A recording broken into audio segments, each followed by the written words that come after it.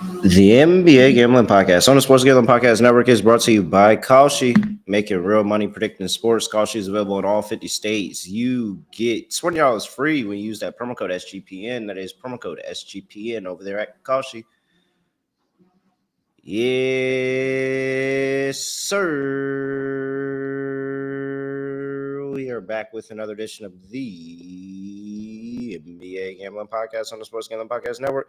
No me, no the voice, no guys. Me, really well, Terrell Furman Jr. here at your service.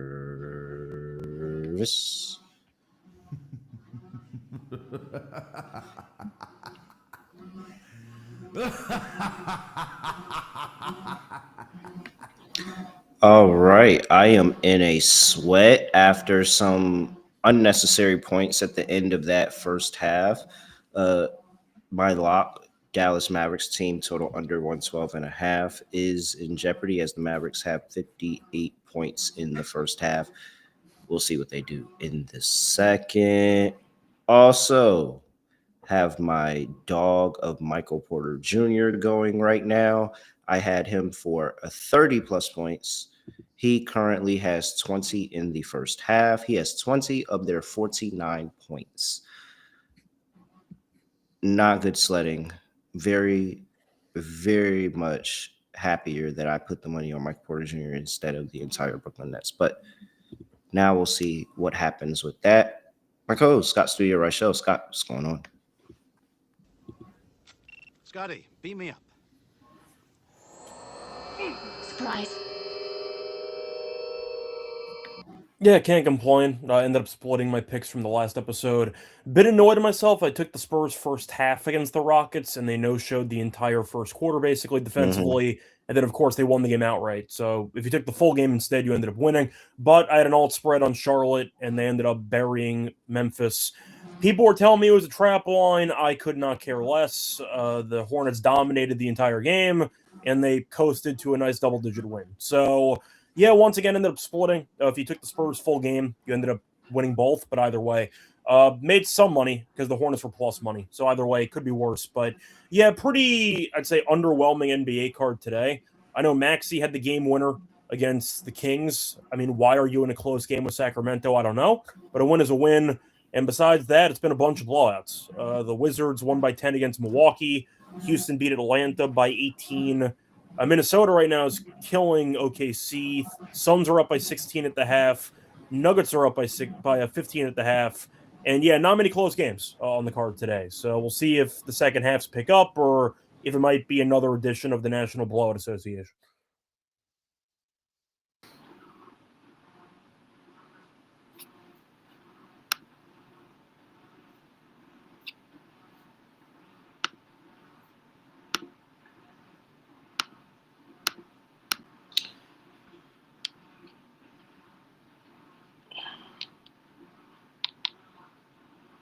Did your mic break, or are you just thinking about something?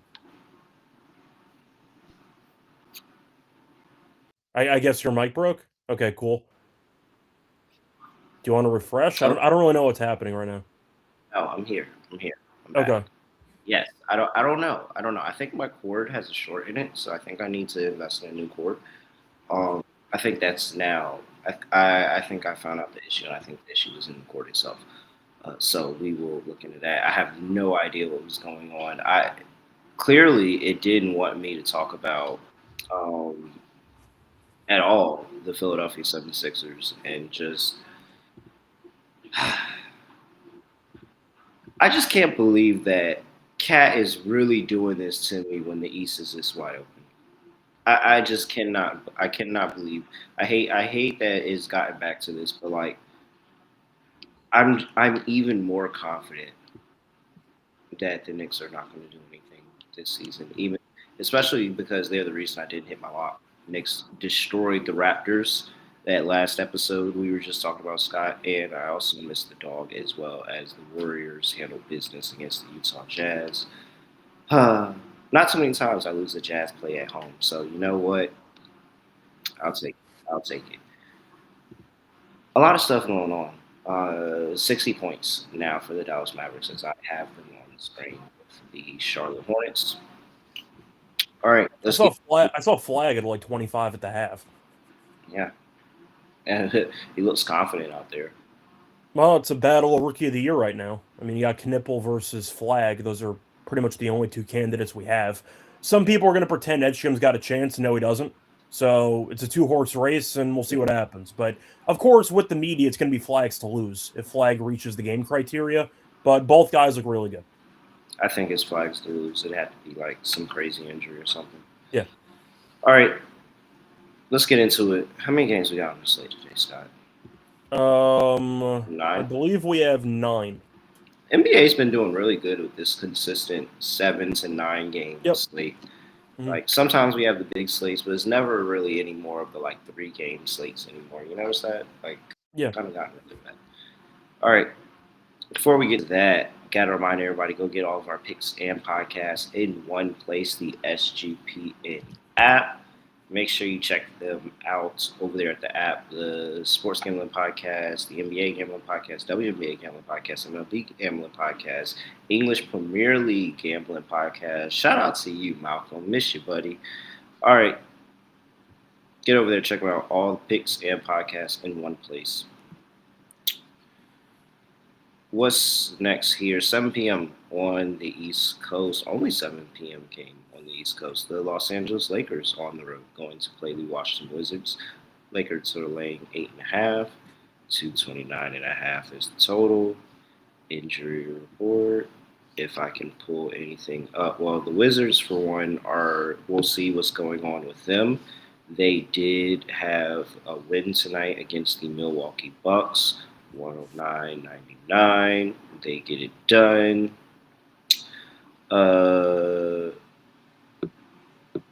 Let's see. Lakers, same injury report, basically. I mean, they got blown out last game, so I don't know why it would change. Luka left mid-game. He came back, so I'm assuming he'll be fine for this one. But Reeves is questionable, so that is an interesting development if Austin Reeves does return. They did say it was going to be on the road trip, so good chance there. And a questionable tag on Luka with that left ankle on if he's going to be able to go. And for Washington, I know Sarr was questionable entering the game tonight. He ended up playing. So And what's his name? Oh boy, Trey Johnson left the game. Yeah, he played 11 minutes. He left early. Sarr, though, at 16 and 17, so he had a solid game, but he was questionable going in. So I'm trying to remember if we've been doing this all year. I know with the Nets we have. Have we just been blindly fading the Wizards on back-to-backs? Because I feel like that's what we've been doing. Does that ring a bell to you? List up here. I got, what is tomorrow? Tomorrow's the 30th. Yep. February is a great month.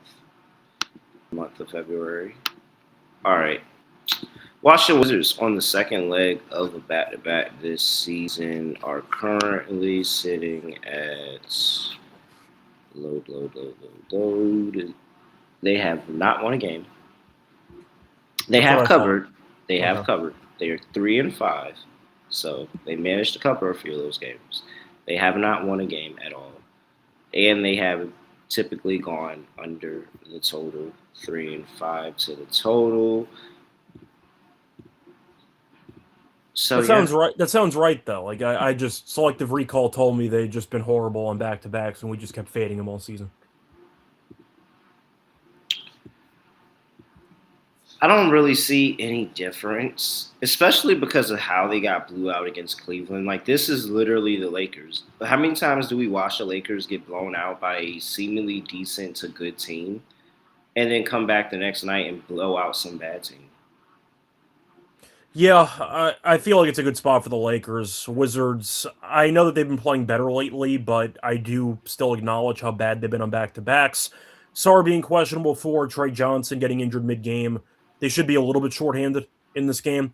Not to mention, of course, Trey has not played since he joined the team.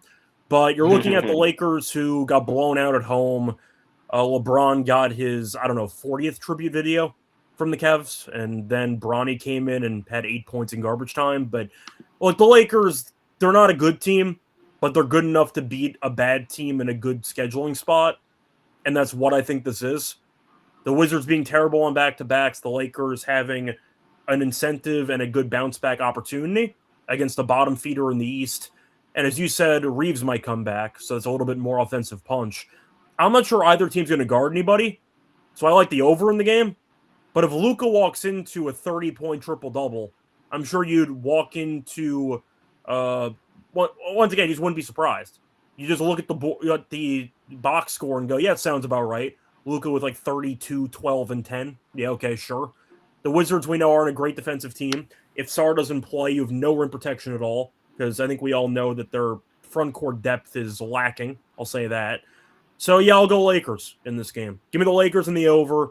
I'll keep fading the Wizards and the Nets on back-to-backs blindly. It's been a good strategy so far this season. No reason to reinvent the wheel. Give me the Lakers minus 8.5. This is really more contingent on Luka playing. I think he's going to play. I think he's fine. He's going to play. They were just getting blown out, so, like, why go back and play? But, yeah, that's how I feel about that. More contingent on Luka playing, but, yeah, lay the number with the Lakers.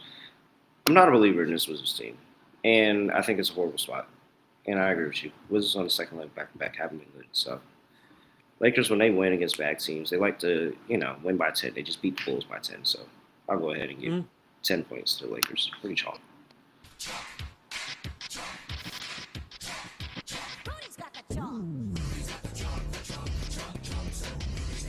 I should think 10 is like spot money.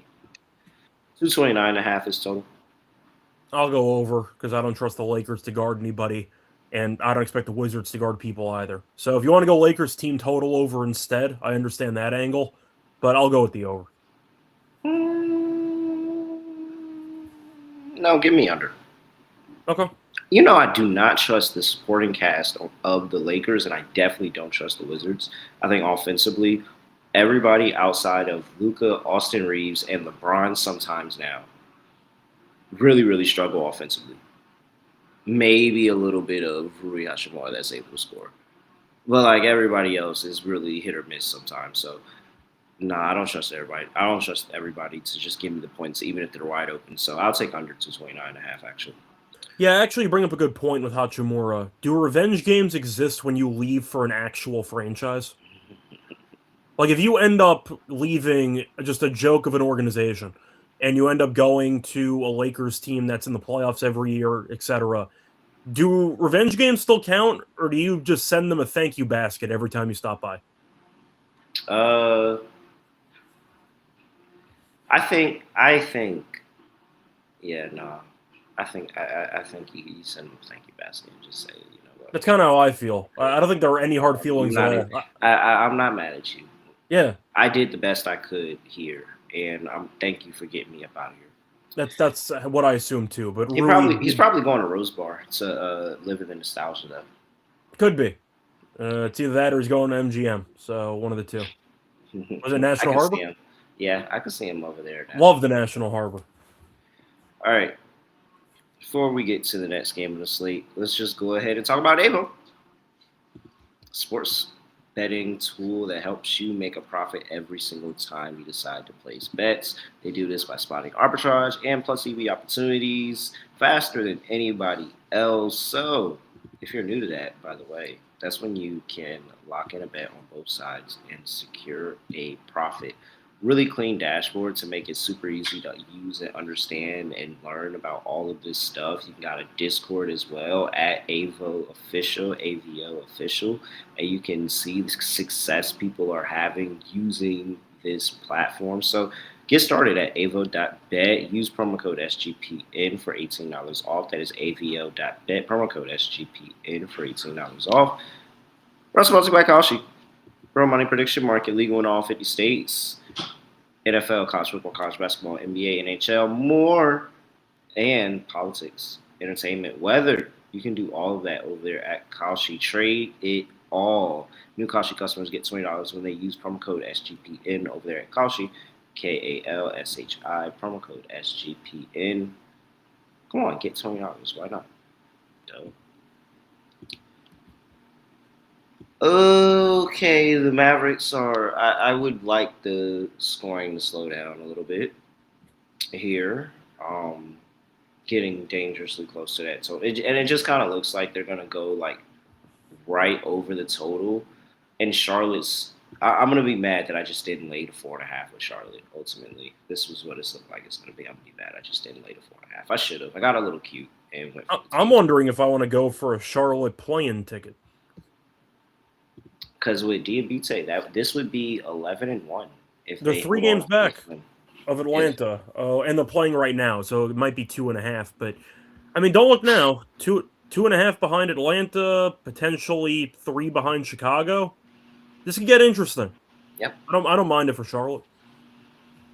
And I mean, they're used to getting to the play-in. Like that's something that they were used to. So this wouldn't be out of the world of possibility. Interesting what that would. You don't have to be a 500 team to even make it to the play-in this year. So you might be able to get there with 37 wins, maybe, give or take. Oh, flag to the rim again.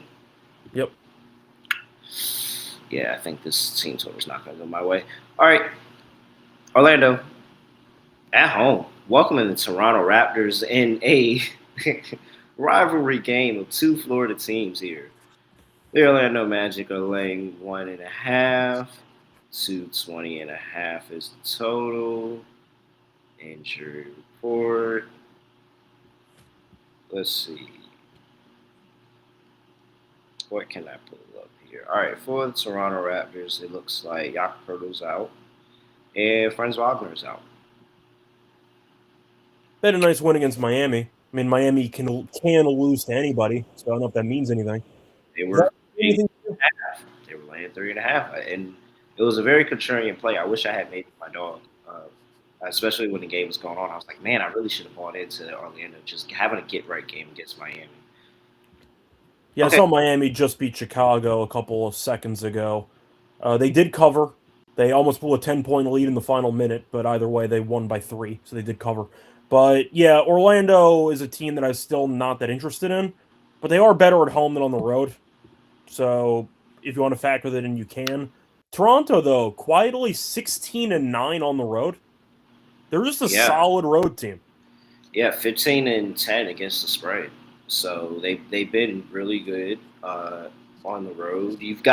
It's basically, what do you want to look into? Do you want to say, all right, Orlando's got some momentum after that Miami win, or do we just chop it up to Miami was laying 3.5 and you're not supposed to lay points with Miami, and we say, hey, okay, it looks like it's still going to be the Toronto Raptors here on the road. I mean, I don't know. Getting Toronto as a road dog with the level of defense that they can play, and just not knowing what you're going to get from the Toronto Raptors offensively either any given night, I feel like I'm leaning towards Toronto here, even though they did just completely, shit the bed against the Knicks.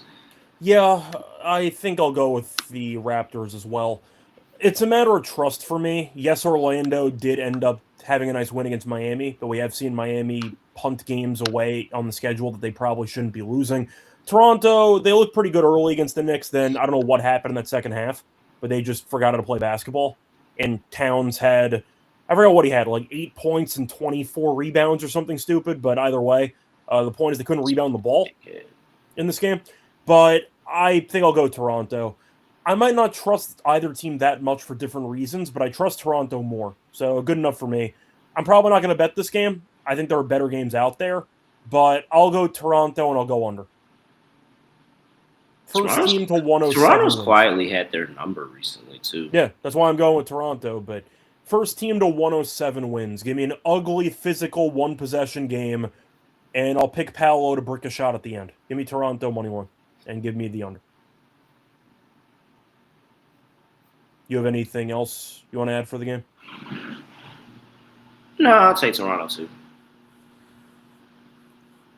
I've never really been high. We could say that. I've never been high on the, what's it called? The front court for this Orlando Magic team. Wendell Carter can disappear at times, never really strong on the glass. I think that's what they're going to need, especially that's what Cat was doing. And Cat was just very, very strong on the glass in that game. Knicks overall strong on the glass. And I don't get that from Orlando. So that's probably the area where they probably could have took advantage. 13-8 as an underdog this season, the Toronto Raptors. I'm gonna keep rolling with Toronto too. 220.5 is the total. I'm just going under. Yeah, under. I have issues with both teams offensively. New Orleans on the road. No, I'm sorry. New Orleans is at home. Yep. Welcoming the Memphis Grizzlies. Play the drop. Yeah, where is that at? This is a horrible game. And it's crazy because, like, what is this? Like 10 years ago, they were talking about 2016, 10 years ago, and we're talking about how, Zion is supposed to be next up. That was not 10 years ago. That was definitely not 10 years ago. Zion was definitely like when he was getting all that hype in like high school coming up. That was like 10 years. In ago. high school, maybe, but nobody knew he'd go to the Pelicans. Oh no, not to the Pelicans, but he was supposed to be next up. They said he was next up. He is my favorite high school mixtape of all time. He's being guarded by random people that are like 5'3", and he's just doing windmills like 360 dunks. It's one of my favorite mixtapes of all time. But yeah, he got drafted in 2019. So they've been in the league for about 7 years, and this is the Zion job bowl because you have at least one of them not playing in this game, which is kind of a perfect summary of their careers, isn't it?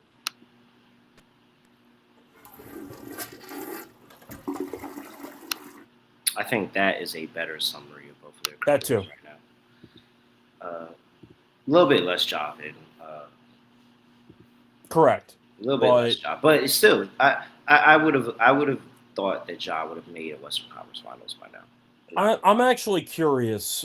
I don't have it in front of me. If you took all of the meetings between the Grizzlies and the Pelicans since both of them got drafted, how many games do you think both Ja and Zion actually played in? 2. No, wait. 2 Once again, 2019. Less. So we're about 6 and I would 6 think plus I would years think in. it's like 3 because I can remember 1 off the top of my head, and no, I remember 2, and I'm pretty sure the Grizzlies won them 2. But I think the Pelicans. I think Zion does have a win against him. So at least 3. It's not a lot. It's way more of at least 1. And I think it's probably more of neither is playing than games that both of them were playing. I wouldn't be surprised, but I'm pretty sure it's not many at all. This is literally what we always talk about. According to StatMuse, it says 9, but it doesn't confirm that both guys played in the game. It might just be games against that team at the time. So I don't actually know. But it might be... 9 sounds like a pretty... Like, that's still... They play freaking 4 times a year. Like, so 9 would actually be pretty spot on for 7 years. I don't know if it would be, though. 1 time a year. Yeah, 1 time a year. That might be pushing it. It's like 1 point. Yeah, 1 point. They're in the same division, so that does help. You're looking at what should be about 16 meetings in there. Yeah, so it's like 1 time in 7 years. Yeah, 1 point something. Like, that's about right. They've definitely played against each other on the court more times than LaMelo and Lonzo. So it could be worse, I guess. But yeah, either way. Point is, Ja, of course, not playing. So we will not have the 2019 top draft pick battle because we never get that. So there you go. I mean, both teams are horrible. You want to make a case for one or the other? Well, I mean, not really. I could say for the Pelicans that they've covered 4 of the last 5 games. I don't really know how much that means when you're laying 2.5. But they did get a win against San Antonio. They did beat this Grizzlies team. What was that? About a week ago? Yeah, literally a week ago. On the road. And so, like, you can give them that much, but like, does that? And they were competitive in that OKC game, and OKC pulled away late. Yep. But does that make you feel confident when you see, oh, we are expecting them to go out here and get this win? Like, I understand this Grizzlies team is pretty bad, but like, come on, everybody gets up for a game. If I had to pick, I'd probably go with New Orleans, maybe, but like, I wouldn't feel comfortable about it. The only thing that I have to throw out there is that 4-0 is a favorite. It's the Yeah. New Orleans Pelicans. It doesn't make it feel any better, but at least they're 4-0 is a favorite. Yeah, I think I'll go New Orleans anyway. I mean, Zion's healthy. Zion does look good whenever he plays. The problem is he doesn't play enough. But he had a double-double last game against Memphis without Edey on the inside. I'm not exactly intimidated by the front court that the Grizzlies possess. I know Jaren Jackson Jr. can block some shots. Wendell can give you some okay minutes as a fill-in, but besides that, Zion should get a pretty solid runway to the lane. By the way, last meeting, how do you give up 36 points to Sadiq Bey? How does that happen in 2026? Like, Memphis, get your defense together. I like Bey, but 36 points is kind of crazy. But Jaren Jackson Jr., for the record, last game, he had 22 points and 4 rebounds in the first half. He finished the game with 26 points and 4 rebounds. So that's the perfect Jaren Jackson Jr. summary. 22 points, 4 rebounds in the first half, 4.0 rebounds in the entire second half. Yeah, Triple J, that's what we know you for. Give me New Orleans minus 2.5. He had 26 in that game against New Orleans that last time out, too. Just throwing it out there. Yeah. And somehow he had 12 rebounds in that game. That must be a career high. I saw Miles Turner at 14 rebounds tonight. I was impressed. They lost the game anyway. I am not going to lie. It's definitely a season high for. I think he's had some random big rebound game. Oh no, I'm sure in his career he but had. But it was it is a tied season high because he's had 12 rebounds twice already. So that would be his third time. But he has not gone over those 12 rebounds. In fact, I want you to know those 3 games with 12 rebounds are the only double-digit rebound games he has the whole season. No, it's embarrassing. And at least you have an excuse if Edey's going to play, because Edey can give you a bunch of rebounds, and he's going to take away opportunities. Edey's been out for a ton of the season. There's no excuse from 6'10". Yeah, I know. You're 6'10", and you're telling me these 3 12-rebound games. The Pelicans, the 76ers, and the Timberwolves. Those are the only games you have double-digit rebounds? I mean, it sounds right. I mean, is it a bunch of near misses? Okay, there's 1-9. I imagine no. I think he mostly hovers around 7. 2 9s. Okay. Oh, there's a third 9. 3 9s on the season. That's still terrible. He doesn't rebound the ball. I mean, it's why I've never been a fan of his game. But look, at the end of the day, going back to this game overall, I mean, when you're blocking, when you're the one playing the defense, somebody else gets the rebound behind you. I'm not going to use that as an excuse because Whiteside used to chase blocks too, and he'd still walk into like 15 rebounds every now and then. You'd accidentally walk into 10 rebounds at least 10 times in a season if you were 6'10", with no Edey for most of the season. So no, I'm not a Jaren Jackson Jr. guy. I think most people are not. I can't believe this. I give Miles Turner crap for that. Brook Lopez, I used to give crap for that on the Nets. He was a terrible rebounding center for his entire career. There are just a bunch of guys out there that aren't going to rebound the ball. It's fucking hilarious, man. Yeah. It's embarrassing, but it's not a surprise. Going against total bowl principles here, New Orleans laying 2.5. 234.5 is total. I'll go over. I mean, I don't trust either team to play defense. If you want to argue a team total over instead, maybe. But looking at the Memphis defense recently, it has been a mess. Memphis recently, points allowed. So last game, they played Charlotte 112. Okay. Well, actually, Houston was 108, so that's fine. New Orleans 133.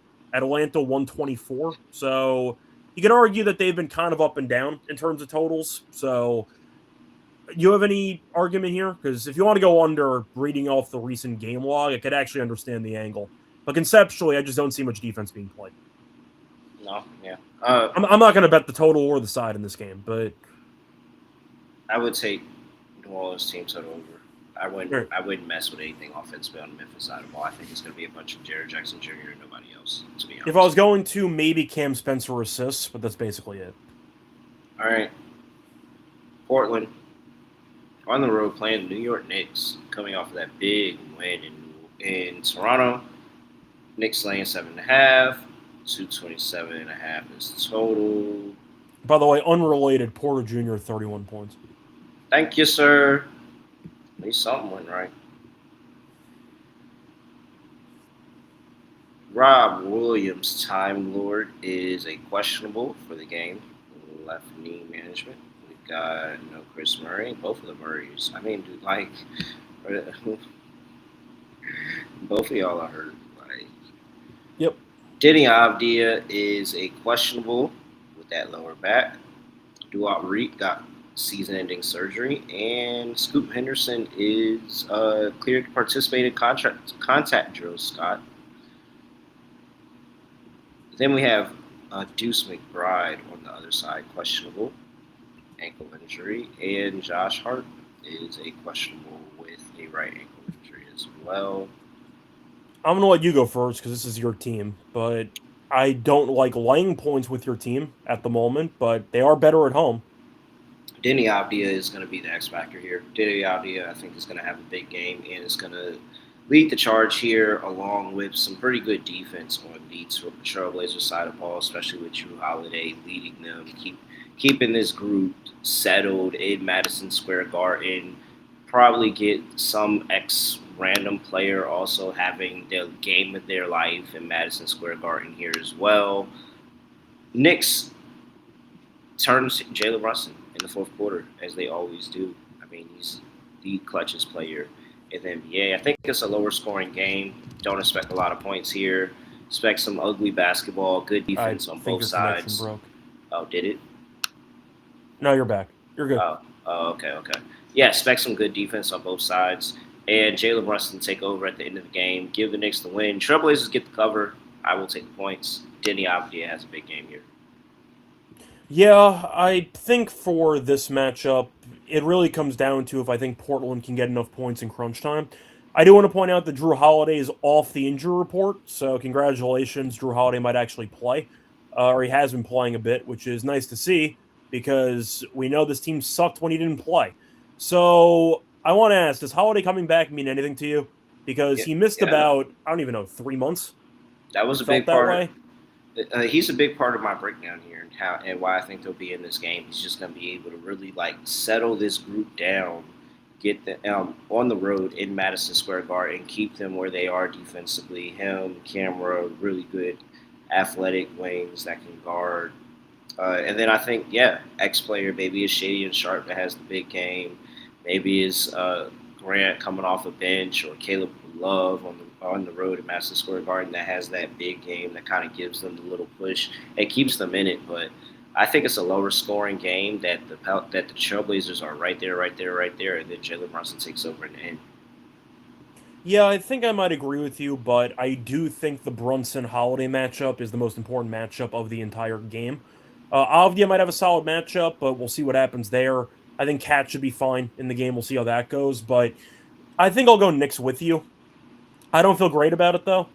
I think Portland can hang in there, so I'll go Knicks. What? I'm on Portland. For 7.5. I think the Knicks get the win, but I'm on Portland plus points. Well, that's what I was going to say, is that I think I'll go Knicks, but I'll go Knicks 1-10. That's what I was going to say. So we're kind of seeing eye to eye here. Yeah. Yep, that's going over. All right. Yep. I saw Dallas scored 227.5. I'm on under. So that's probably not going to. I'm on under. Yeah, I'll go under with you. All right. Sacramento. On the road, playing the Kings, catching 10.5 on the road here. 27. I'm sorry, 222.5 is the total in that game. 222.5. Let's see here. We got the Kings on the second leg of the back-to-back after a heartbreaker. Yeah, they gave it a good run. Westbrook didn't play. They almost pulled it off, but they ended up losing. So they gave it a good run. Did they even have hope? I mean, and also Philly does that. Philly plays down competition because the Nuggets game where nobody played this, we know this about Philly now. this season, second leg of a back-to-back. Sacramento Kings, guess what? It's not good. 2-7 straight up. 2-7 against the spread. 7-2 to the total on the second leg of a back-to-back. I can buy into that. Definitely. All right.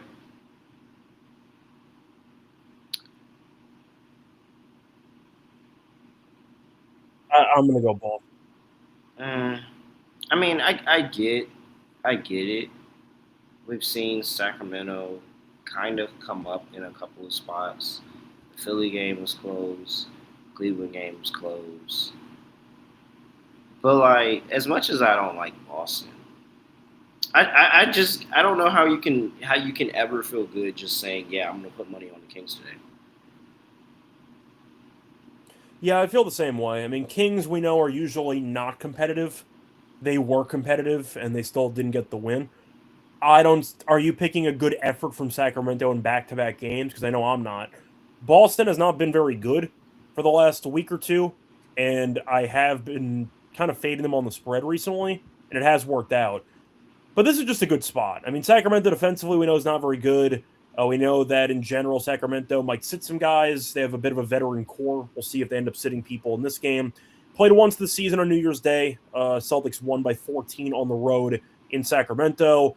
We'll see what happens with Westbrook and Monk, and we'll see what happens with the veteran guys on the team. But I'll go Boston in this game. I think at the end of the day, after getting killed by Atlanta, they were getting really just destroyed from the get-go. They were not competitive in that game. I think Mazzulla gets a better effort from his guys, and I think it's a good bounce-back spot. Kind of like what we said about the Lakers earlier against the Wizards. They got embarrassed at home. I think they respond accordingly. Give me Boston for at least one game to wake up, and I think they win by 15. Give me Boston. Total, I am following the trend, 7-2 on the over on the second leg of the back this season. For the Kings, give me the over. I mean, I like the over anyway. I think Boston might walk into 120, so I'll go with the over. And before we get to the rest of the slate, gotta talk to you about Underdog Fantasy, where you can win up to 5,000 times your entry. All you gotta do is pick higher or lower on your favorite players' fantasy stats, and boom, you could win just like that. Underdog has a whole bunch of things in NBA, even for the Super Bowl. Make sure you go check that out. Underdog has a brand new offer for new customers. Play just $5. Get $75 in bonus funds when you use that promo code NBA SGPN. That is promo code NBA SGPN over there at Underdog Fantasy. We're also brought to you by Rithmm. Super easy to sign up over there at Rithmm. Go get down on the power of data using their data-driven models, their house models, or you could build your own models, play around with the sliders, and tweak them to where you like. Test them out, see how good, how efficient they can be, and win your bets. Looking to go premium over there at Rithmm? Make sure you use that promo code SGPN25 when you download the Rithmm app for 25% off the first month. Download Rithmm and use promo code SGPN25.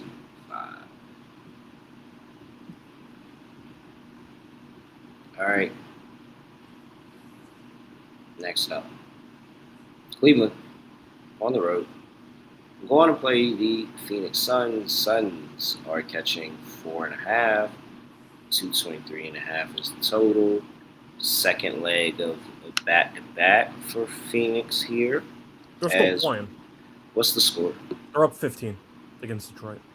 Up 15 against Detroit on the first leg of the back-to-back. No book. Dylan Brooks has 38 points right now? No book, no problem. And you know what? Part of the handicap that I had was that Dylan Brooks wasn't going to be able to do all the scoring. Yes, he was. It's not even the fourth quarter yet. 38 points. Yes, he was. Yes, he was. Gosh, man. Imagine if Dylan Brooks was doing this in that Grizzlies heyday. Like, oh, they would have been insufferable. It would have been amazing. He has 38 points in 3 quarters, and I saw Flag has 40 points in 3 quarters. So a couple of people. Oh, he's got 42. Tonight. Just so you know, 42. Yeah, he had 40 entering the fourth quarter. Oh, yeah.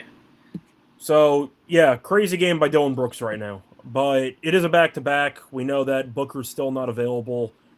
if the Suns end up winning this game against Detroit, who is still the 1 seed in the East, I don't want to call it a letdown spot because Cleveland is still, a decent team. They're not nearly as good as they were supposed to be.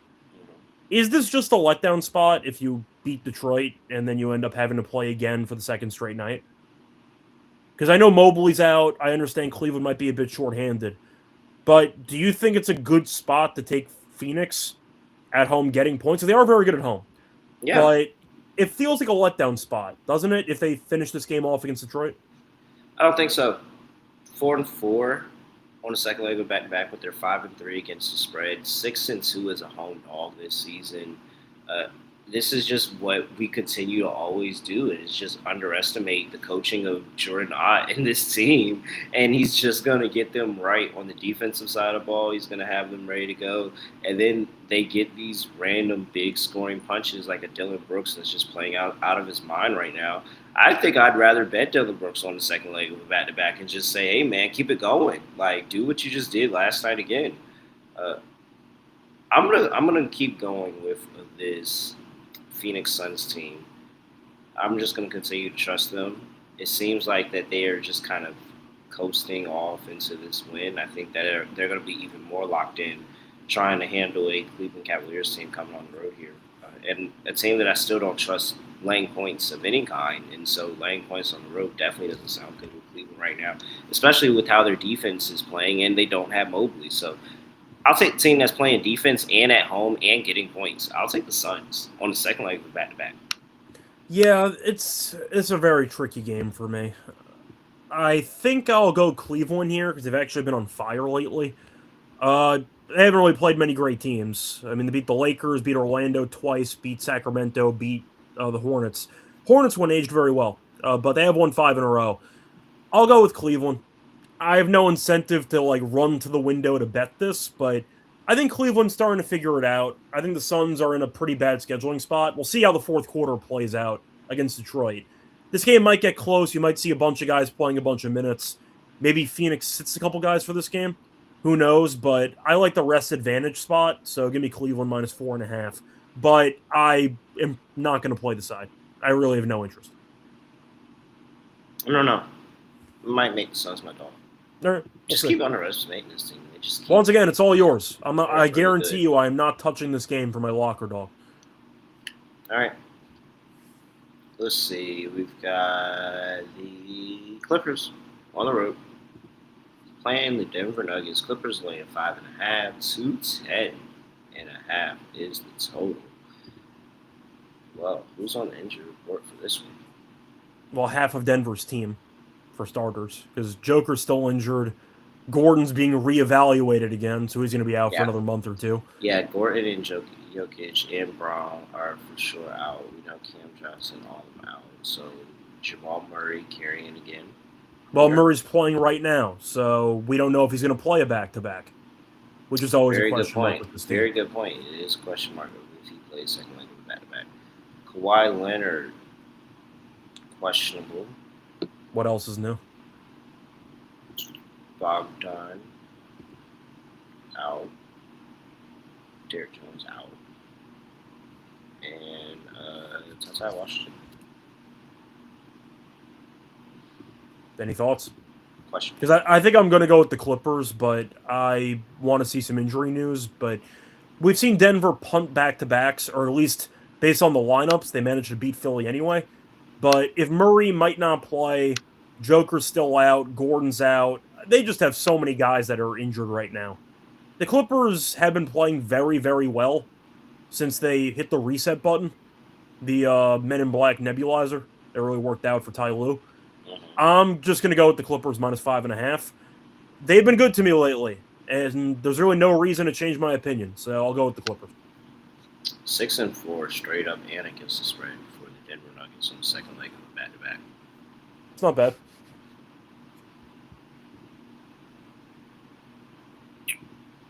I just don't know how they're going to score. It's why I agree with the low total. I think it makes sense because Denver's offense, in general, is not very pretty.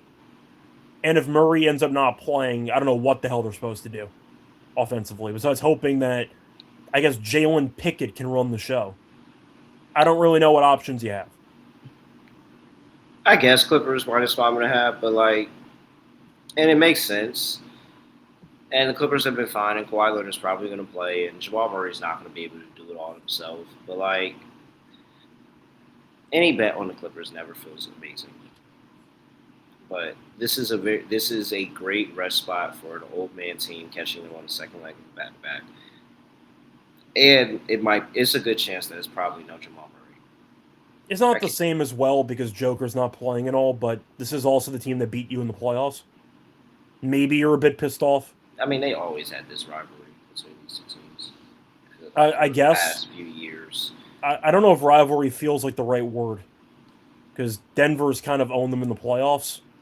Shout out to the 3-1 bubble comeback. I was literally just about to say the 3-1 bubble comeback. Like, it's all. I think this has all started since then. Pretty much. It feels like Denver usually wins the important games against this team. This is not one of those important games, so I'll go with the Clippers. Yeah, Clippers. I'll go under. I think it's going to be a very low-scoring game. Very low total. Under 210.5. It is. I could make an argument for over, but I'll go under. Cool. I could see Denver having like 99 points. All right.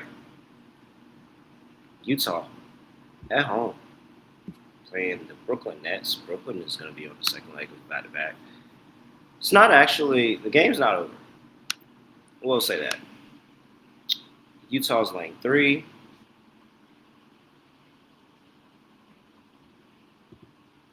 I mean, Brooklyn is also somebody that can get funny on the second leg back-to-back, but I think everybody's just going to – like, this lineup, I think this is going to be the same team that plays. Can they get funny on a back-to-back? They're 0-for. They haven't won a single game on a back-to-back all season. Yeah. And Utah, I know Markkanen's out. That was announced a couple hours ago. He's going to be sitting. I don't really care. We know Utah in this environment is still feisty, and the Nets are playing a very tough game right now.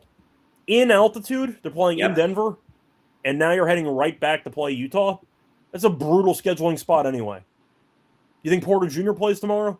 He's trying to carry the team right now. I doubt it. I think he might sit. We'll see what happens. Might be the Cam Thomas show. So we'll see what happens for the Nets. But and Utah just got embarrassed. Like, come on. I'll go Utah.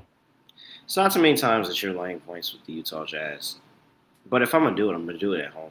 So, Utah -3. I'm not going to lie, Scott. We might be talking about this game again. We might be. Just might be. Hold on. Wait. I do have to give the game the credit that it does deserve, though. True.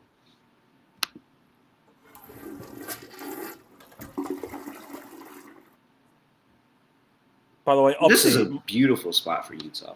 By the way, update. Michael Porter Jr., 36 points with 6 minutes to go. Hey, he gonna get his. Yep. Tie game. Detroit on the road, going to play the Golden State Warriors. Pistons laying 1. They're currently playing. 225.5 is the total.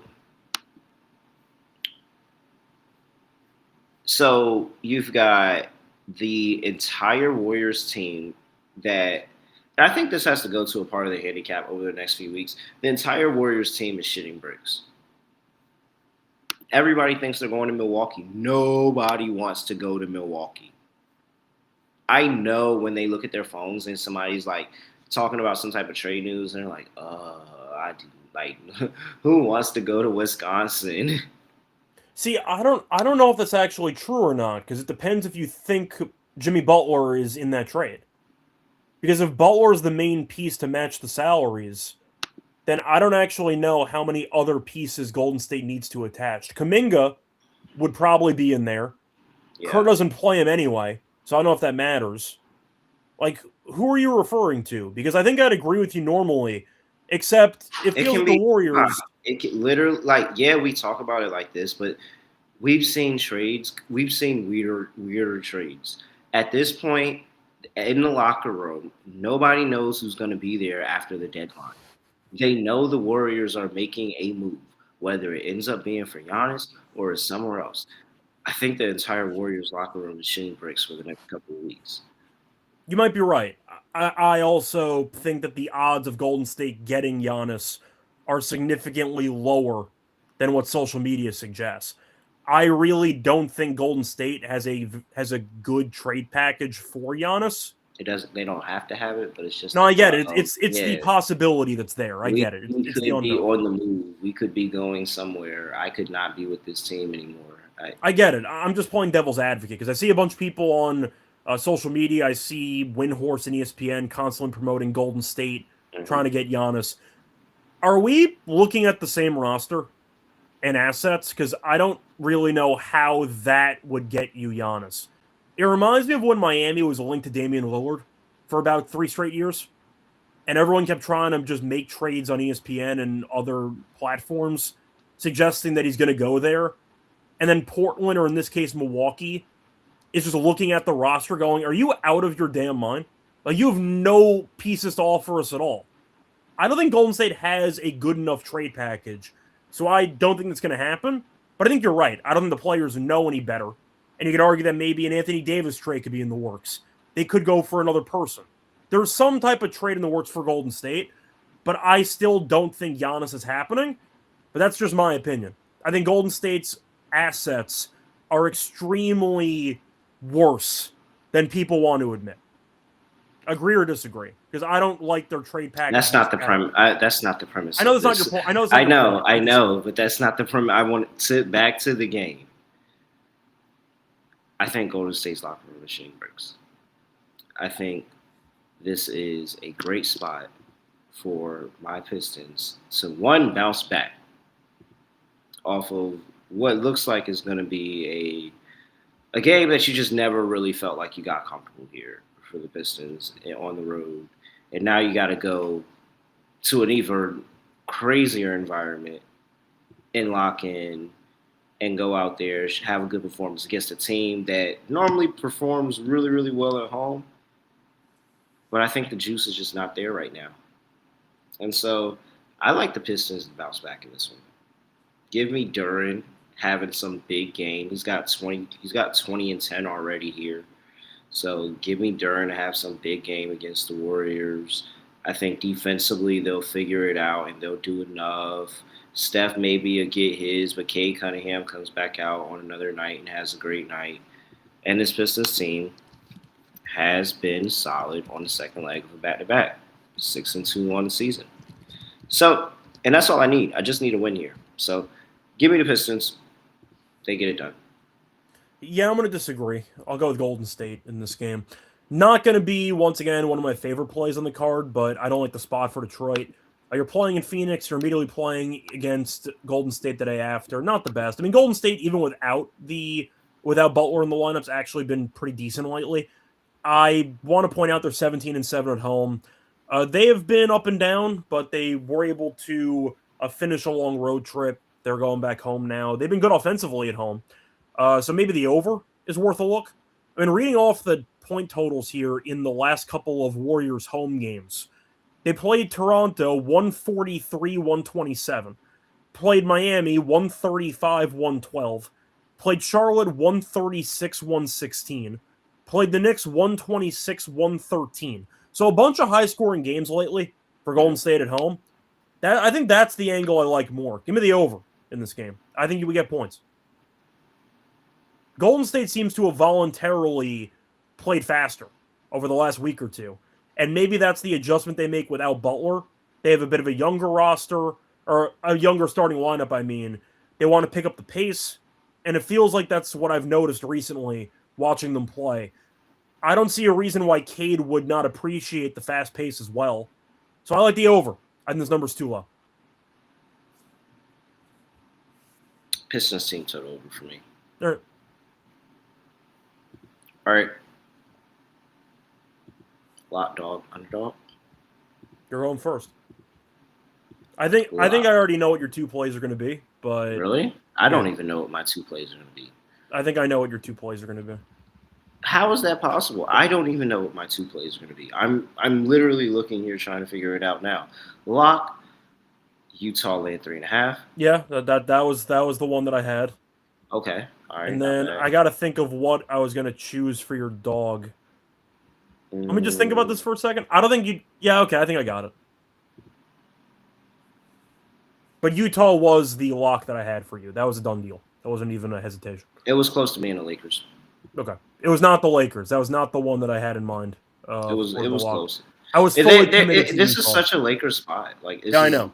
This is a clear-cut Lakers spot. I was fully committed to you taking Utah.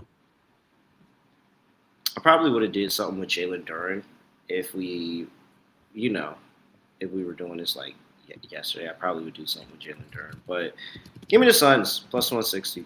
I'm 2 for 2. That's exactly what I thought you were going to do. Okay, fair enough. Yeah. Yep. I knew you were going to do that like 20 minutes ago. It's fine. How sweet. I know. But you're like, I don't even know what I'm going to do. I'm like, yeah, you do. Yeah, you do. I knew what you were going to do. I think right around the No, because I didn't know what I was offended because I didn't know what I was going to do. No, I'm just saying, like, I just had a feeling I knew exactly where you're going to go with this. And, yeah, I was right. Honorable mention for Toronto. They could have made it too. Okay.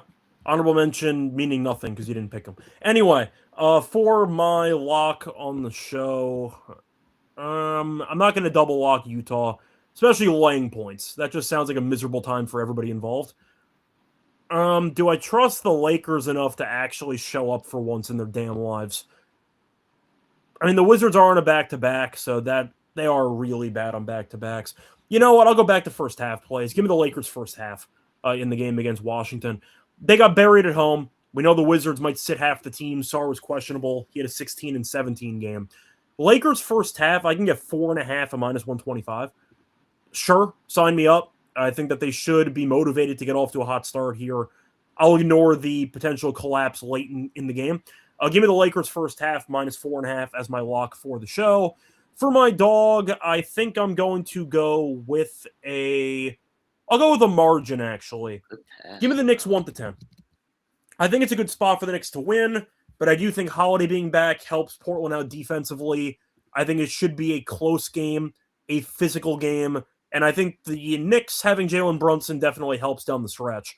So give me, once again, sorry, just finding the exact price for the margin, if I could find it. Yeah, and so Knicks 1-10 is at +165. That'll be my dog for the show. All right. Not bad. Let's see if we got anything on Underdog here. Yeah, we usually have a couple. Limited, but options. By the way, what was your number on Dallas? I'm assuming they went over. Yeah, they did. It was 12.5. Yeah. It's a tie game. Oh, man. Is that Max Christie? All right. They better win this damn game. You can't waste a 46 piece from Cooper Flag. I mean, that would just be rough if you wasted that. But I think Denny Avdia 35.5 PRA is a good play. Sure. I actually wonder how the crowd's going to be to him. No, it's split. No, I'm saying a lot of Jewish people in New York. Yeah, I know. I think it's going to be split. Yeah, I think he might actually. I think it's going to be an interesting reception. Yeah. For Avdia. Oh, we gotta go hurry up. My computer's going down. Cool. And the charger is nowhere near me. Great. We'll do Luka PRA because why not? He's not even. I don't know. I don't think Luka's gonna play. He Okay. might. Yeah, he's gonna play. I don't know. They don't even have Luka up here. Can't do that. Okay, fine. Then we'll look. Wait, for hold something. on. Toronto, Orlando. Okay. We got plays there. Of course, in that Knicks and Portland game. You know what? I'll dare him to hit some shots. Give me Jalen Suggs a lower on his points. Memphis and New Orleans has some plays in here. Can we take Jalen Suggs a lower 14.5 points? Sure. He's been shooting terribly lately. It's 13.5 on Underdog. Sure, that's fine. He's at less than 12 in 4 of the last 5. All right.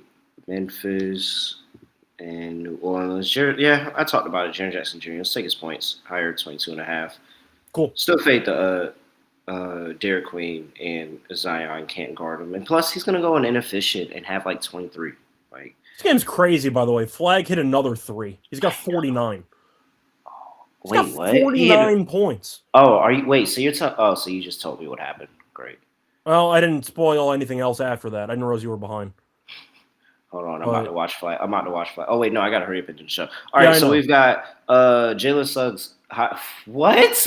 Oh my God, Flags going Jalen crazy. Suggs lower 13.5 points. Denny Avdia higher 35.5 points, rebounds, and assists, and Jared Jackson Jr. higher 22.5 points.